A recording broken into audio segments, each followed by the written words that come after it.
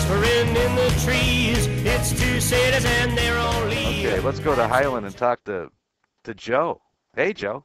Hi, preacher. Hey, listen, old buddy. A lot of time I try to listen to your program all the time there, but I can't call in a lot of times because I'm on the road or something. But I'll tell you one reason I really love your program, because you, preacher, explore the outer limits of intelligence and knowledge.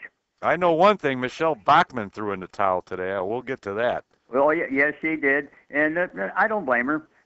But you know what? When Romney or Santorum become president, they could choose her for a cabinet post. But I have a comment and a question for you there, preacher. Seemed like this morning and several times I've heard some of the union people get their shorts in knots because the fire marshal says, hey, only 3,000 people could be in the State House at one time.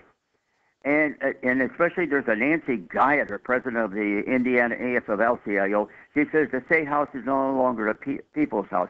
It sure is. The only thing is you've got restriction how many people you have in. Oh, wait a minute. The Democrats didn't even do business. Did they ever come back today? I don't know. Did they ever come? I mean, they walked out. They didn't walk out. They called their own meeting. I'm going to try and find this right now. They called a meeting, and then they never came. They never showed up, as far as I know. Preacher, I have this comment. Suppose you've got 3,000 people in there. 10 people walk out of there. You've got room for 10 more, don't you?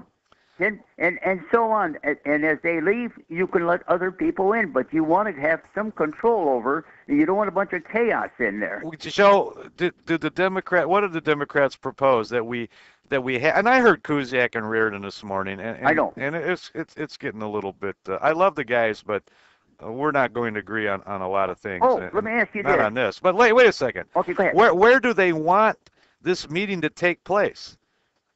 In a stadium somewhere, so there can be a big, huge protest by union organizers, and that's all they're doing is organizing a protest against one bill, and that is the right to work. Let it be. Let them do their job. You had your say-so already is what I really want to say. We all had our say-so. That's like me sitting here every single day and just coming in and just beating the anti-McDermott drum to death. We had our say. The election's over. Let people do business. That's all. That's only. I don't know what else to say to it.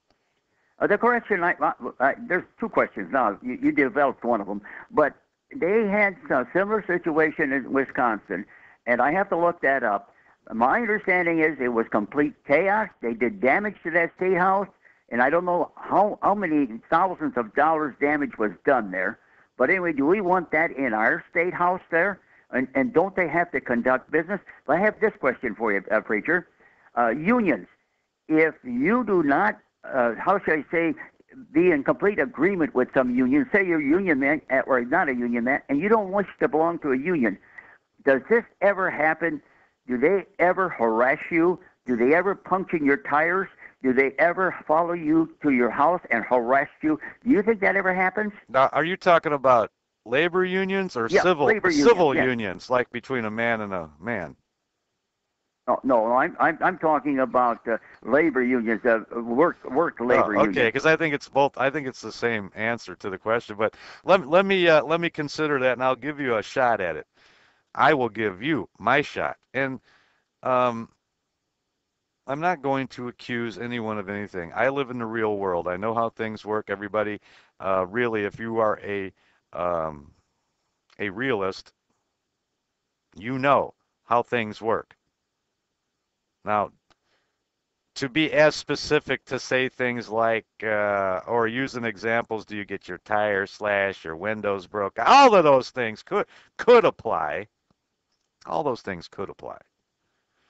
But there's no sense really in being specific. Did Christine Sid, Councilwoman Christine Sid, was she on the receiving end of some type of political harassment? It's so hard to prove. This stuff is done in the dark of night when no one's around, in the shadows, as a lot of cowards do. Now, they may cause mayhem right on the front end. these people have no problem getting themselves arrested, causing disruption while our elected officials try, at least the Republicans, try to do business. The Democrats aren't going to do business. I found it. Democrats prevent quorum on first day of Indiana House session. We're just got down there. Wasn't Mara Candelaria Reardon on today with Matt the Rhino and Dave Kuziak? I was typing away. In all due respects, when is she going to walk out? Will somebody ask her? When are you going to walk out? At what point? I know it's planned. They didn't come in today. What were they doing? The Indiana House was unable to convene as scheduled at 12:30 region time because the Democrats refused to leave a party meeting. The Republicans were there trying to open up day one of the session, and the Democrats were out getting drunk, having a party, apparently.